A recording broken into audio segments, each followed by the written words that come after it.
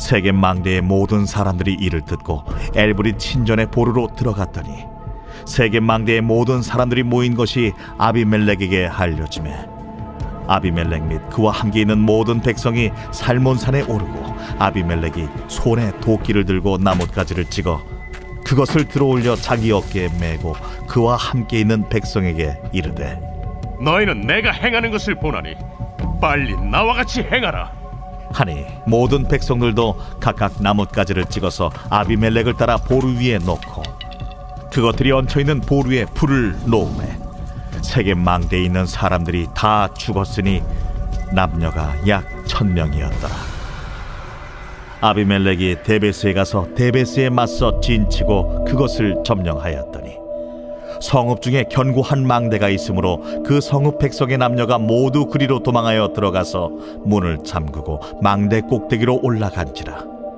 아비멜렉이 망대 앞에 이르러 공격하며 망대 문에 가까이 나아가서 그것을 불사르려 하더니 한 여인이 맷돌 윗짝을 아비멜렉의 머리 위에 내려 던져 그의 두개골을 깨뜨리니 아비멜렉이 자기의 무기를 든 청년을 급히 불러 그에게 이르되 너는 칼을 빼어 나를 죽이라. 사람들이 나를 가르쳐 이르기를 여자가 그를 죽였다 할까 하노라. 그 청년이 그를 찌르매 그가 죽은지라. 이스라엘 사람들이 아비멜렉이 죽은 것을 보고 각각 자기 처소로 떠나갔더라. 아비멜렉이 그의 형제 70명을 죽여 자기 아버지에게 행한 악행을 하나님이 이같이 갚으셨고 또 세겜 사람들의 모든 악행을 하나님이 그들의 머리에 갚으셨으니 여룻바알의 아들 요담의 저주가 그들에게 응하니라. 오늘 이 본문의 말씀은 그토록 왕이 되기를 소원했던 아비멜렉, 기드온의 첩의 자녀로 내 아버지가 왕이다라는 이제 별명을, 이름을, 뜻을 갖고 있었죠. 이 아비멜렉이 왕이 되기를 원해서 왕이 되었고, 왕답게 산 것이 아니라 그야말로 불량배 중의 하나로 끝나는 것을 보게 됩니다. 46절에 보면 세겜 망대의 모든 사람들이 이를 듣고, 이전에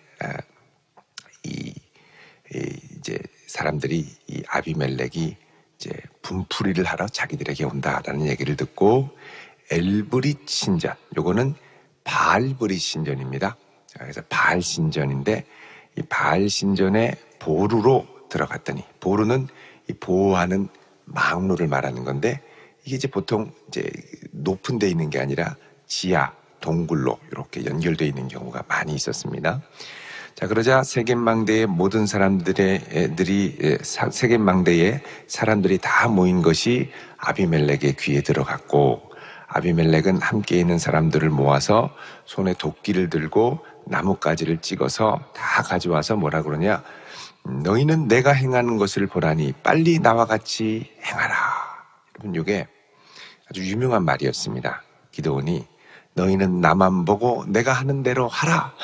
미디안과 싸울 때 7장 17절에 보면 똑같이 흉내를 내죠. 자, 그러자 백성들도 이 아비멜렉을 따라서 나뭇가지를 찍어서 다 아비멜렉을 따라 보루에 놓고 거기에 불을 놓고 세겜 망대에 있는 사람들을 다 죽였는데 남녀가 1000명이 되었더라. 자, 그러니까 이 아비멜렉이 이제 내가 왕이 되면서 나를 무시했다고 생각하는 사람들을 이제 사사로운 복수를 하기 시작하는 겁니다. 왕이면 사람들을 품고 또 사람들을 섬기고 하나님의 뜻대로 가야 되는데, 물론 하나님이 공식적으로 왕을 임명한 것도 아닌데 스스로 왕으로 여기고 하나님이 허락하신 왕이 되려고 발버둥을 치다가 자신을 반대하고 네가 무슨 왕이냐, 부적격자다 이러니까 막 열이 받아가지고 제 분에 못 견뎌서 이제 엘브릿 신전으로 가서 사람들 다 불에 태워서 이제 죽여버리는 거죠. 이렇게 해서 1000명이 죽었다는 겁니다. 자, 이 아베스가 여기서 끝나지 않습니다. 아비멜렉이 여기서 끝나지 않습니다. 50전에 아비멜렉이 데베스에 가서, 데베스는 세겜의 위성도시인데 세겜에서 한 북동쪽으로 한 10km 정도, 그 정도 떨어져 있습니다. 거기까지 가서 거기에 또 진을 치고 점령을 하는데, 이 성읍 중에 견고한 망대가 있어서 이 성읍 백성의 남녀들이 모두 다시 또 이제 도망갑니다.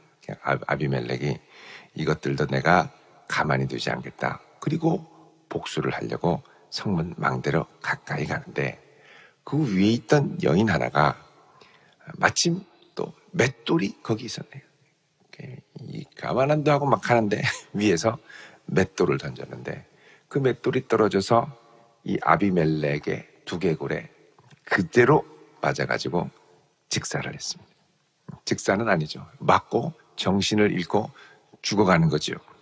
그러자 54절에 자기의 무기를 든 청년, 보통 왕이 자기 무기 든 청년, 장군들도 그렇고, 이제 무기를 들었다는 건 왕이 이제 무기를 다 들고서는 싸울 수 없으니까 칼로 공격을 하다가 창 그러면 또 옆에 있다가 창도 주고, 방패 그러면 방패 갖다가 또 막아주고, 화살 그러면 또 활 갖다 주고, 이러면서 이제 무기 든 왕처럼 살았던 거죠. 그래서는 근데 이 무기 든 소년한테, 야, 내가 이렇게 죽으면 모냥 구겨진다, 왕으로.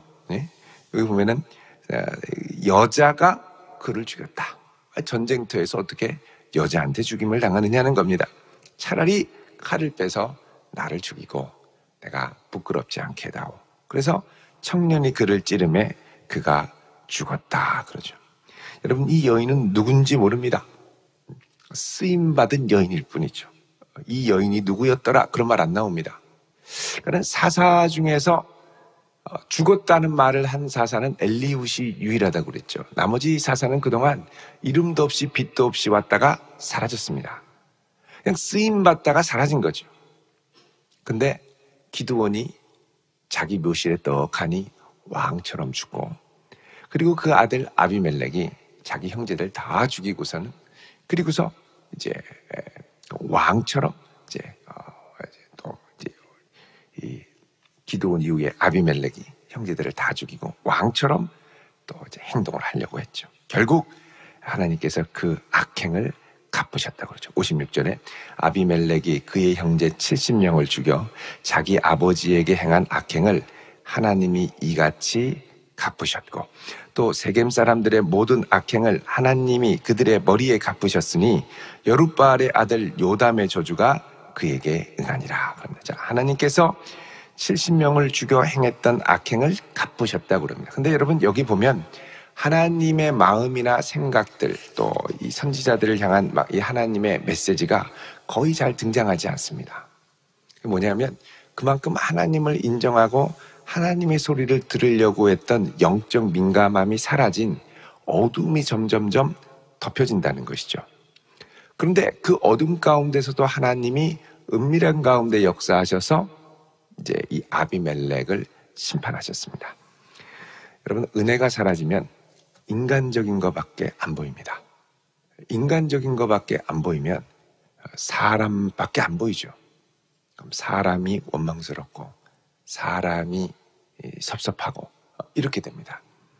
근데 그 가운데 내 중심을 지키고 하나님 앞에 몸부림을 치며 나아가면 하나님 앞에서는 신실한 사람으로 서게 되죠. 이 중심을 끝까지 지켜야 됩니다. 결국 가장 소중한 하나님을 경외하는 그 가치는 마지막 끝까지 가서야 드러나게 돼 있죠. 사실 이 아비멜렉이 이럴 줄 알았으면 이렇게 했겠습니까? 진작에 회개하고 하나님, 저는 왕이 아니고 하나님 앞에 아무것도 아닌 존재입니다. 저를 사용해 주십시오. 이렇게 기도했겠죠. 근데 그게 아니라 그냥 기고만장해서 내가 왕이지, 누구도 왕이라고 하지 않는데 스스로 왕이 되고 사람들을 충동질해가지고 막 형제들을 죽이고, 그것도 사람들의 마음이 그러니까 불량배들을 샀죠. 내 뜻대로 움직여질 수 있는 사람들을 동원해서 막 결국은 이것에 대해서 하나님께서 심판을 하시더라는 것입니다. 사사의 시대에, 이 어려운 영적 시대에 필요한 것은 왕이 아니라 기도하는 사람입니다. 왕이 나와서 떵떵거려도 그 타락한 왕이 더 혼란스럽게 여기기 때문에 기도하는 사람, 예배를 사모하는 사람이 필요합니다. 이제 우리도 새로운 일꾼들을 뽑는데, 저는 예배를 사모하는 분들, 그리고 기도를 사모하는 분들이 몸된 교회를 든든히 세워가는 일꾼이 되기를 바랍니다. 기도하셔야 됩니다. 무엇보다 기도하셔야 됩니다. 그래도 내가 직분 잡네, 이번에 후보가 됐네 안 됐네가 아니라 처음부터 기도하고 끝까지 기도하는 사람으로 서야 됩니다. 그래야 어떤 환경에도 흔들리지 않고 하나님 앞에 내 중심을 지킬 수 있습니다. 그렇지 않으면 환경이 변하면 내 마음도 변하는데요, 환경이 이상해지면 내 마음도 이상해지는데요, 하나님 앞에 서야 변함없이 갈 수 있습니다. 그리고 또 하나는 하나님 앞에 변함없이 서려면 예배의 자리를 지켜야 되겠죠. 주일 예배 드리는 걸로 만족하지 않기를 바랍니다. 예배를 더 사모하셔야 됩니다. 수요일은 마땅한 겁니다. 새벽도 마땅한 겁니다. 깨워야죠. 나의 기도로, 나의 예배로 몸된 교회를 같이 세우고 든든히 세워가야죠. 근데 이제 다들 대충대충 하니까 나도 대충대충, 이게 아니거든요. 우리 전에도 우리 처음 직분자 세울 때 이제 믿음으로 우리가 잘 서야 되지 않겠냐, 다 기도하겠다 그러고 다 예배하겠다고 하고, 근데 시간이 지나니까 기도의 자리를 못 지키시더라고요. 예배의 자리를 점점점 게을리 하시더라고요. 처음 마음 그 중심을 끝까지 잘 지켜가기가 쉽지 않으신 것 같더라고요. 물론 환경이 변하고 여러 가지가 있겠죠.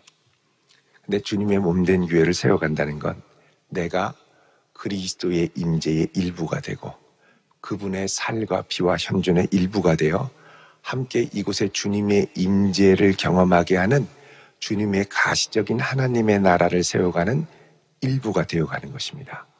그래서 우리는 끝까지 함께 주님의 몸으로서 기도의 자리를 지켜야 되고 예배의 자리를 지켜야 됩니다. 가장 기본적인 것, 기도의 사람이 되어야 됩니다.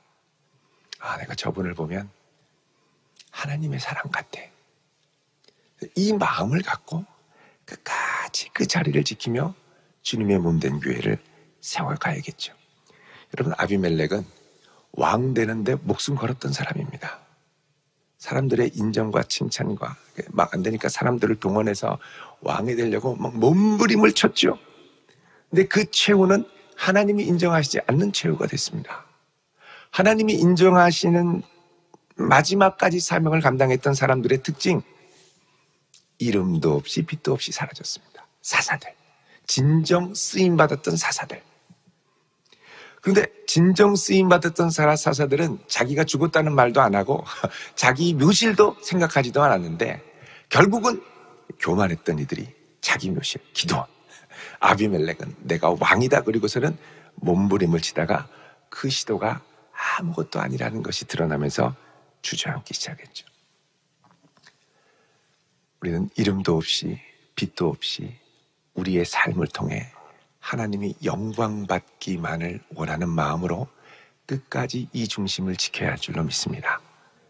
이제 후보자들도 있고 또 후보자들 가운데 또 이제 되기를 바랬지만 또 어려움이 있는 분들도 있고, 중요한 것은 이 모든 과정을 통해 내가 하나님께 더 가까이 나아가야 되는 것이죠. 가까이 나아가는 마음이 없다 보면 인간적인 것만 보이게 되고 마음이 힘들어지고 사람이 원망스러워지고, 그렇게 되면 이제 하나님을 바라보는 몸된 교회로서 내 중심을 지켜가기가 어려워지는 것을 우리가 볼 수가 있습니다.